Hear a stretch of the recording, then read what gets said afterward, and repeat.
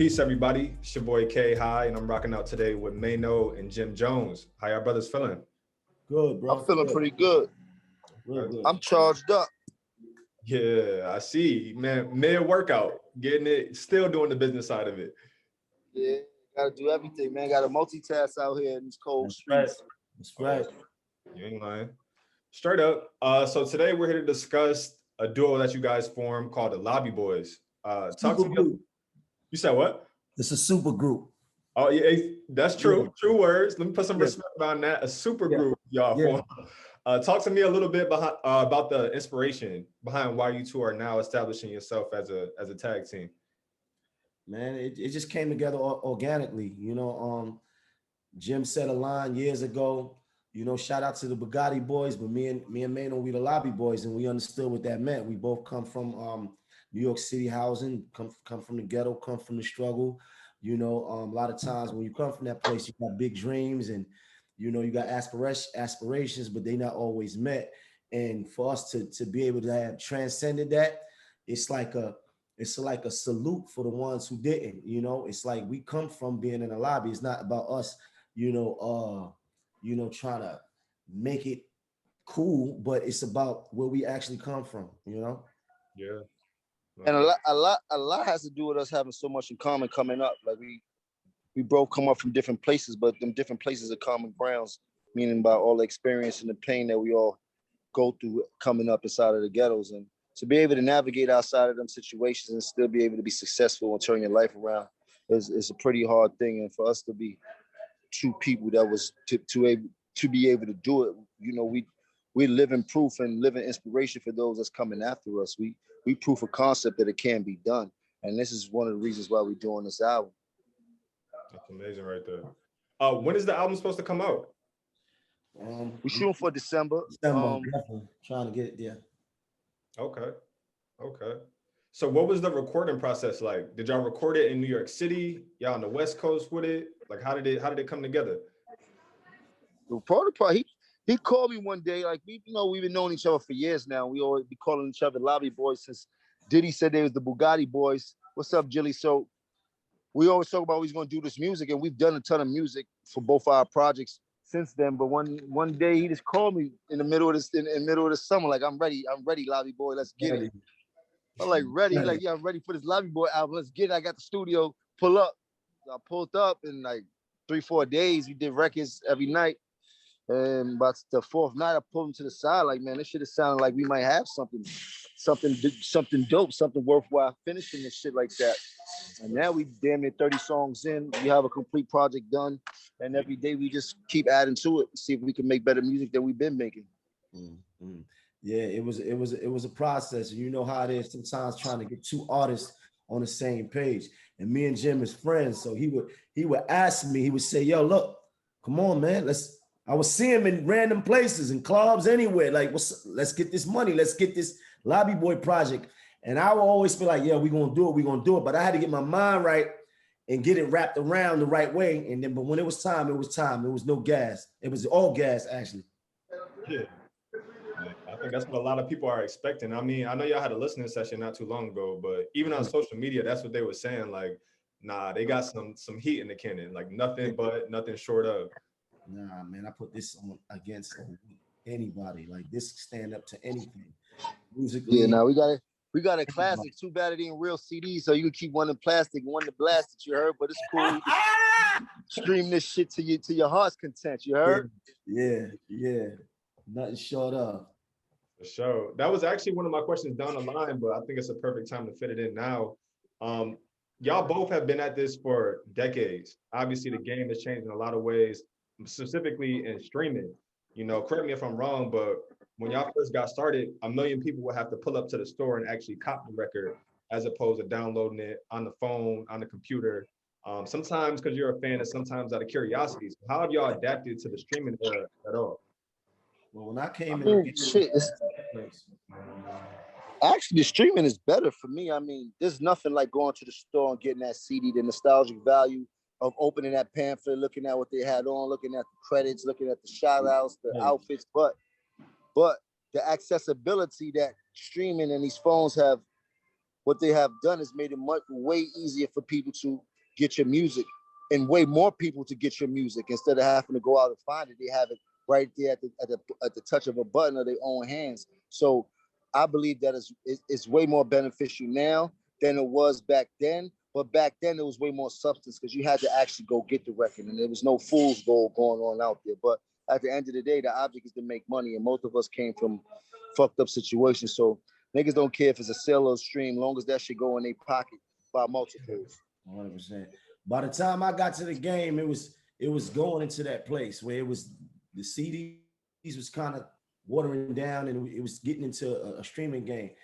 I feel the same way. The streaming is better because at this point, it's like you can push a button and you can reach millions in seconds. Like it's all over. Like I come from the mixtape game, so when you had to literally make your CD and physically go to Canal, go to 125th, go to 145th. You had to do that physically. Now you push your button, we all over. All over the globe. Mm-hmm. Yeah, definitely did increase the reach like a motherfucker. Yeah. For sure. So you guys have a record called Slide. Fabio Foreign is on it. It was previewed during the listening session. It's been getting a lot of noise and love on social media. What do y'all think about the drill wave in New York City, and how easy or hard, if at all, was it for you to take that type of beat, slide on that type of beat? I like the drill wave. I like the creativity. I like where the kids are taking it. Not saying it's something that started in Brooklyn, but they got their own thing going on with the Brooklyn drill. They got his own unique sound, and that shit is surely traveling through the city as Bronx have their own little Bronx drill, and Harlem got their own version of what we call drill music. I love it, but to adapt to music, once you're an artist, you pretty much can get in any pocket or any beat. It really doesn't matter if you're confident with what you're doing, shit like that. You know what I mean? So us jumping on the drill don't matter. You know what I mean?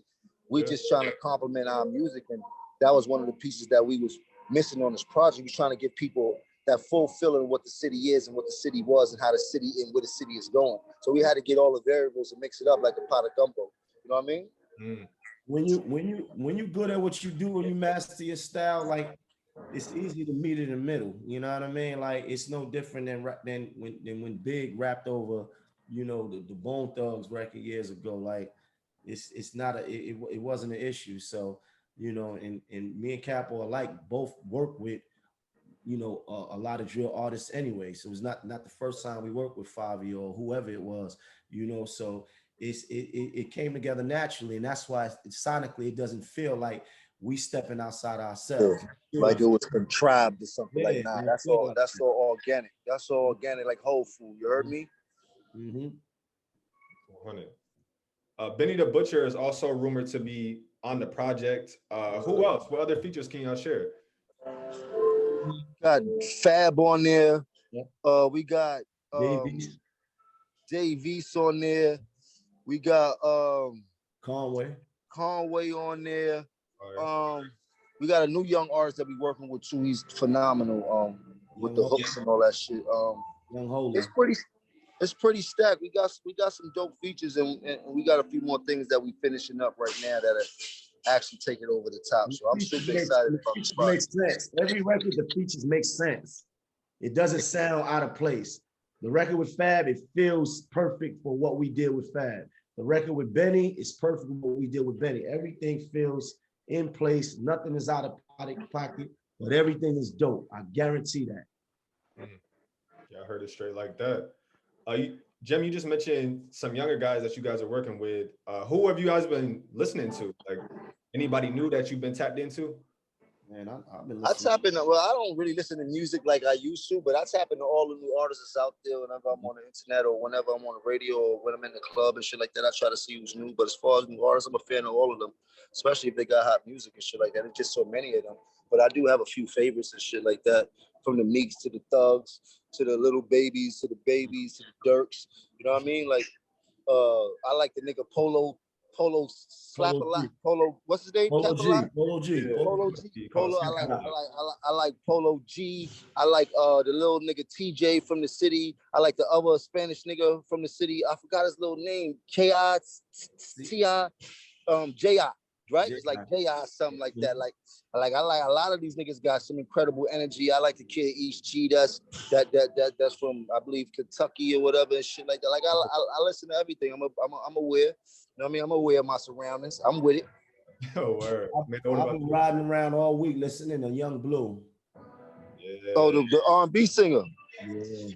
Yeah, he got some shit. He rap too though. He do both. Yeah. He do both. Exactly. He talking like a nigga need to talk. You heard? Yeah, he got some pain in him. I like that. Sure. I've been on that all week.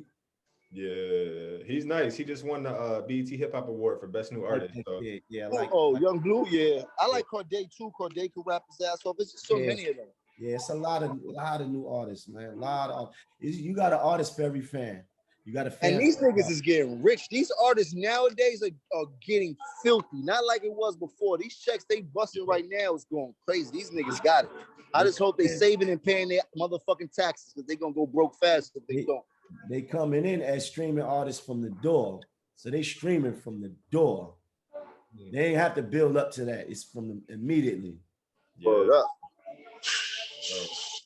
Jim, back in November, you came on the XXL podcast, Hip Hop Moments of Clarity, and you said that this game ain't built on nothing solid. And you were referring to essentially just people being selfish and looking out for themselves.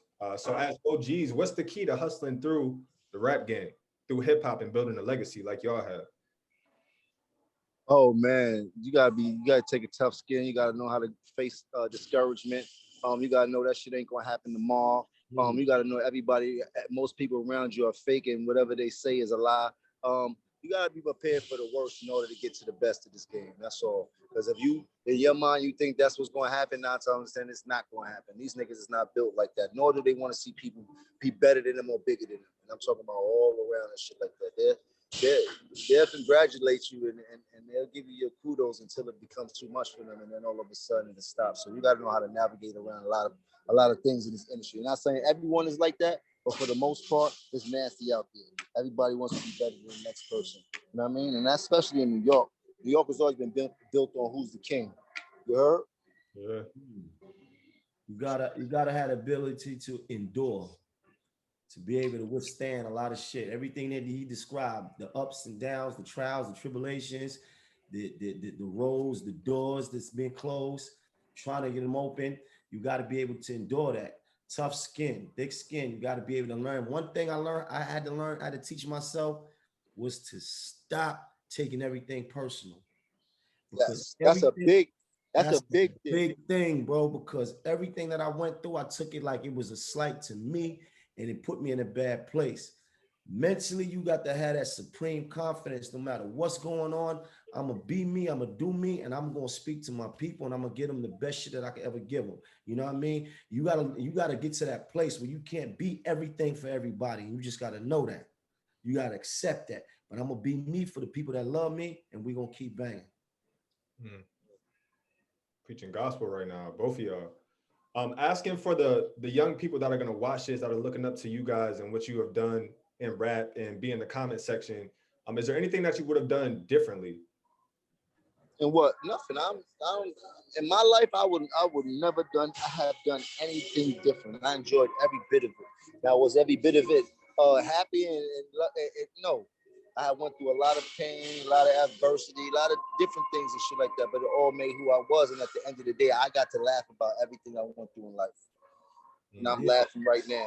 You did? Because of the position I put myself in and who I would have never thought that I'd be here.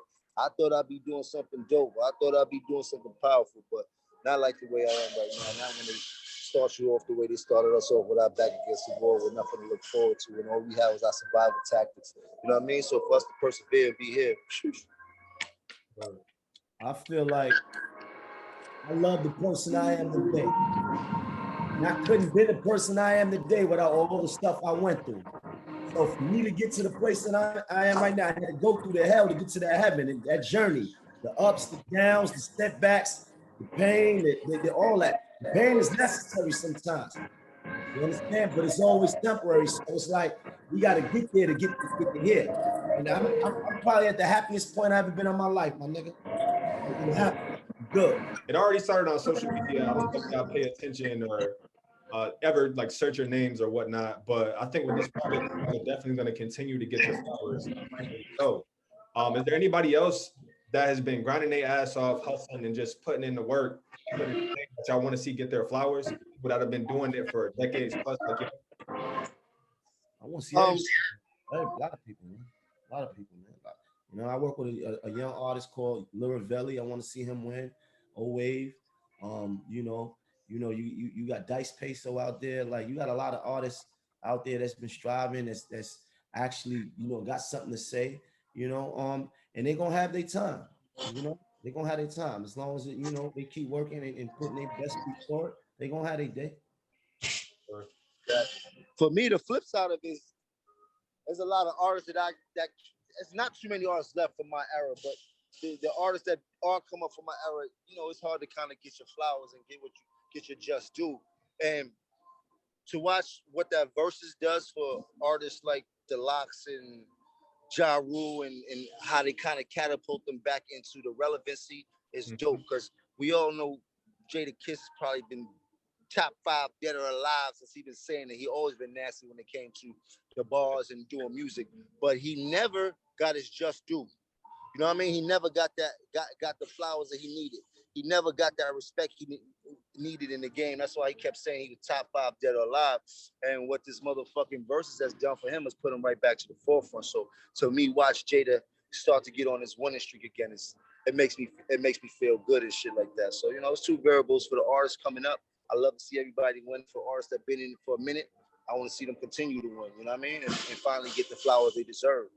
Yeah, for sure. And off of Jada Kiss, Jim Jones yourself, Maino, you guys, you bring that passion and that ruggedness to almost every single thing you drop. What's the key to making a rugged record that's also going to be successful on a commercial level, or to people that don't understand that lifestyle and them circumstances that y'all come from? I mean, there's different moves for different records. If you go in with the mindset of making a record that you want to pop in the club and the radio, then the aggression on that record might not really be the same as you would pull just on a street record. Now, there are street records that's going to end up busting in the club because you put so much ignorance on that motherfucker that nigga just want it. So it just depends on where you at. You can't really call it. A hit is a hit. You don't know what that motherfucker going to be, but there are indications that this record is this is fire. I got one with this record. You know what I mean? But still in all, it's up to the people and how it connect for it to turn into what you want to turn into. So there's no real way to actually try to figure that loop out. You know what I mean? You gotta go into every record being as creative as possible, being as honest as possible with who you are, and just doing the best. Like, every record is different. You're just trying to make the best music. And when you honest and trying to make the best music, you wind up doing it. When you go in it saying, yo, I'm gonna make a radio hit, when you try to contrive it, it's just never right. And people, you can't fool the people. Like, just be yourself and be honest with it. It's gonna come out. It's gonna come out the way it's supposed to come out when you really truthful with it. Yeah, because nigga, I did everything from Certified Gangsters to Ballin' and everything in between, and all of them were certified hits on the hit list. You know what I mean? So it really don't matter what it is. Like you said, it's about that passion, that feeling, and the energy you give it. And if the people connect, and if you're a people's person, they like you like that, it's gonna go. Word. True gems. Maino, I think you answered this question recently, but I want to ask y'all a second to last question. What would y'all crown as the best New York City anthem of all time? Any era, any artist? That was too hard, man. It was too many. And I think what came out of that, I forgot it was DMX. I'm gonna say this. It was too many, man. I'm gonna just say this. Ballin' was on radio countdowns for 2 years straight, 24 months. I've never seen no record do no shit like that. That was one of the biggest records for me, and I know that was one of the biggest records coming out of the industry of all times. That was my Michael Jackson hit. Period. Hands down. Hands down. You can name another record and it's be just as memorable as Ballin'. Don't matter what record it is.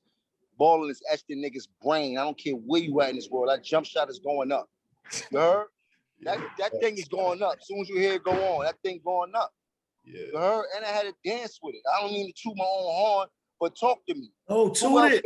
Toot it. Talk your shit, nigga. Toot it. Oh, nigga. Lobby, you can nigga. Play a Drake record and you can play Ballin'. They still gonna know Ballin', nigga. My shit is etched in stone, nigga. Yeah, you ain't lying. Your shit, man. Talk that shit, man. That's right.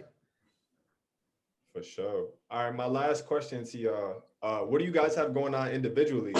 What can people expect to see y'all getting into coming up outside of the collab project? Everybody, listen, man. You know, Capo got a bunch of shit. I got a bunch of shit going on. We businessmen. I got a podcast. I got movie shit I'm doing. He doing movie shit.